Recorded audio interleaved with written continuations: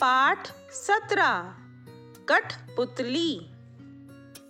बच्चों, यह कहानी एक छोटी सी लड़की उमा की है जो कठपुतली की तरह बिना हंसे बोले लगातार दूसरों के इशारों पर नाचती रहती थी। धनिका के पापा अक्सर उसकी माँ को समझाते थे कि माना कि तुमने उमा को काम के लिए रखा है, पर इतना भी काम मत लो उससे। आखिर वह भी बच्चा है, कभी उसे भी चैन की सांस ले लेने दिया करो। यह सुनकर धनिका की माँ गुस्से में वहाँ से चली गई। एक दिन धनिका ने देखा कि उसके पापा एक सुंदर सी फ्रॉक लाए और उन्होंने वह फ्रॉक माँ को दे दी। माँ ने कहा, इतनी चमकीली गोटे वाली गवार सी फ्रॉक क्या धनिका पहनेगी? तो पिता ने कहा कि नहीं नहीं, यह तो मैं उमा के लिए लाया हूँ। आप जब दिन भर उससे काम करवाती हो, कठपुतली की तरह नचाती हो, तो कपड़े भी तो कठपुतली जैसे पहनाओ। यह सुनकर माँ चुप रह गई। दूसरे दिन सबने देखा उमा बहुत खुश नई फ्रॉक पहनकर काम कर रही थी।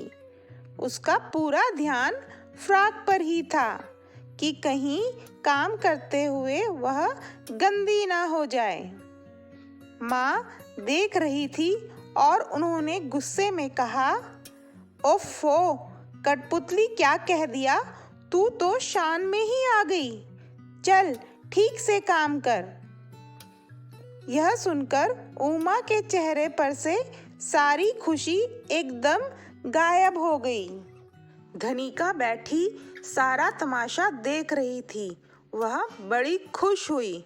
उसने उमा से जाकर कहा, बड़ी आई सुंदर फ्रॉक पहनने वाली और मटके की कठपुतली की तरह हूँ, और मुंह बिचकाकर वहां से सोने चली गई। धनिका लाड प्यार से बिगड़ गई थी। उसके पापा उमा का पक्ष लें, मतलब उसका साथ दें या उसे प्यार करें, वह उससे बर्दाश्त नहीं होता था। दूसरे दिन सुबह जब धनिका स्कूल पहुंची तो उसने देखा कि डांस टीचर हर कक्षा में से बच्चों को डांस के लिए चुन रही थी। धनिका की कक्षा में से धनिका को चुना गया। धनिका शान से अकड़ती हुई म्यूजिक रूम में चली गई। उनकी टीचर राजस्थानी लोकगीत पर डांस करवा रही थी। रोज 1 घंटा अभ्यास होता था। अभ्यास मतलब प्रैक्टिस। धनिका खूब मटक कर डांस करती थी। एक सप्ताह रिहर्सल कराने के बाद टीचर बोली, बच्चों, आज ड्रेस रिहर्सल है। सुंदर कपड़े पहनकर बहुत बढ़िया डांस करना। मेरी प्रिंसिपल मैम के सामने नाक मत कटवा देना। बच्चों, नाक मत कटवा देना एक मुहावरा है जिसका अर्थ होता है कि मेरी बेइज्जती मत करवा देना। अगले दिन धनिका जोश से भरी स्कूल पहुंची। म्यूजिक रूम में बहुत शोरगुल हो रहा था। एक टीचर ने सब बच्चों को लहंगे ब्लाउज पहनाए। दूसरी टीचर ने उनका कठपुतली जैसा मेकअप कर दिया। लग रहा था जैसे कमरे में बहुत सारी कठपुतलियां भर गई हों।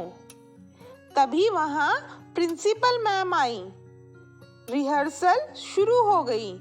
धनिका उनको प्रभावित मतलब उनको खुश करने के लिए मटक कर और मुस्कुरा कर डांस करने लगी।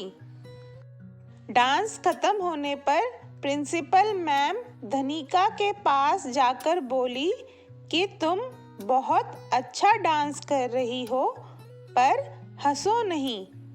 कठपुतली कभी हंसती या रोती नहीं है। उसका चेहरा हमेशा एक सा रहता है। उसके चेहरे पर कोई भाव नहीं होते। वह तो बस धागे के इशारों पर कमर हाथ मटकाती रहती है। यह सुनते ही धनिका की आंखों के आगे एकदम से उमा का चेहरा घूमने लगा। उसने सोचा कि उमा भी इसी तरह बिना हंसे बोले एक सा चेहरा लिए सबके इशारों पर नाचती रहती है। अब समझ आया कि पापा उसे कठपुतली क्यों बुलाते हैं। उसे उमा पर तरस आने लगा। धनिका दुखी मन से अपने घर पहुंची। धनिका को देखते ही उसकी माँ ने उमा को आवाज लगाकर उसके लिए पानी लेकर आने को कहा। उमा वही चमकीली फ्रॉक पहने शांत चेहरा लेकर पानी लेकर आई। धनिका 1 मिनट तक उमा के चेहरे की ओर देखती रही। उसके कानों में प्रिंसिपल मैम के शब्द गूंजने लगे। कठपुतली का चेहरा हमेशा एक सा रहता है। वह कभी हंसती या रोती नहीं है। धनिका ने उमा को गले से लगा लिया और कहा कि अब इसे कोई कठपुतली नहीं बुलाएगा। आज मुझे पता चला है कि कठपुतली का जीवन कितना मुश्किल है। बिना हंसे बोले लगातार दूसरों के इशारों पर नाचते रहना बहुत कठिन है। आज से यह हंसेगी, बोलेगी, मेरी तरह खेलेगी, कूदेगी और स्कूल भी जाएगी। मैं अब इसे कठपुतली की तरह नहीं नाचने दूंगी। फिर उसने अपनी माँ से कहा कि माँ, हम दोनों मिलकर आपकी काम में मदद करेंगे। यह सब सुनकर उमा की आंखों से खुशी के आंसू बहने लगे और धनिका की आंखों से पछतावे के। धनिका की माँ चुपचाप खड़ी देख रही थी और उसके पापा गर्व से अपनी धनिका को निहार रहे थे। निहारना मतलब प्यार से देखना। तो बच्चों, इस पाठ में हमने पढ़ा कि कठपुतली का जीवन कितना कठिन होता है। उमा जैसे कई छोटे छोटे बच्चे कठपुतली की तरह बिना हंसे बोले लगातार दूसरों के इशारों पर नाच नाच कर काम करते रहते हैं। हमें ऐसे बच्चों से प्यार से व्यवहार करना चाहिए और उनकी मदद करनी चाहिए। धन्यवाद।